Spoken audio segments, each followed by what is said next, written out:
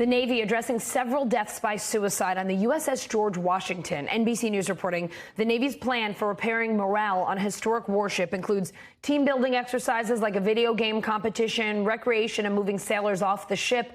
But some sailors say that's not enough. NBC News national reporter Deon Hampton here now. So, Deon, NBC News talked to several sailors. They told you mental health struggles were directly related to a culture where seeking help was not met with the necessary resources, as well as nearly uninhabitable living conditions aboard the ship. What else did they say about life there? Yeah, so I spent the entire week just outside the restricted area where the USS George Washington Navy ship is at. And so it seems as though, in addition to what you were just saying, that the working and living conditions have been a little bit tough. So a lot of the conditions that are on the ship is there's a lot of construction that's going on the ship. It tends to be loud. The hallways are dirty. And in fact, in one section of the ship, 7 of the 8 bathrooms don't work. There's also been a lot of issues when it comes to the heating and electricity system. So in the winter times, it's been cold. And oftentimes last winter, I should say, it wasn't warm at all.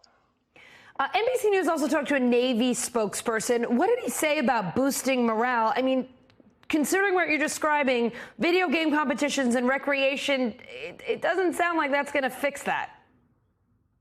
Yeah, and I didn't actually get a chance to speak to the spokesman to get it confirmed, but we did get it confirmed from some of the sailors who either work, I guess I should say who work and who live on the ship, that this is what the Navy, this is their best plan, to move forward. Maybe one of the best parts of the plan, I think, is that they're moving people off the ship. Because if you're having a problem sleeping on the ship, and sometimes if you sleep and also where you work, the two are intertwined. So they are moving a lot of sailors off the ship. The video game part and the team soccer tournaments, we talked to an HR expert. Maybe that can work, but it's going to take more than one team building event. It will probably take, it had to be more routine, and it'll have to be pretty frequent to see some type of change there. Is this a problem? Sorry, continue, Dan. No, that was it. Is this a problem unique to the Navy, or are we seeing it in other branches of the military? What have you been seeing and hearing? Well, I think it's unique everywhere.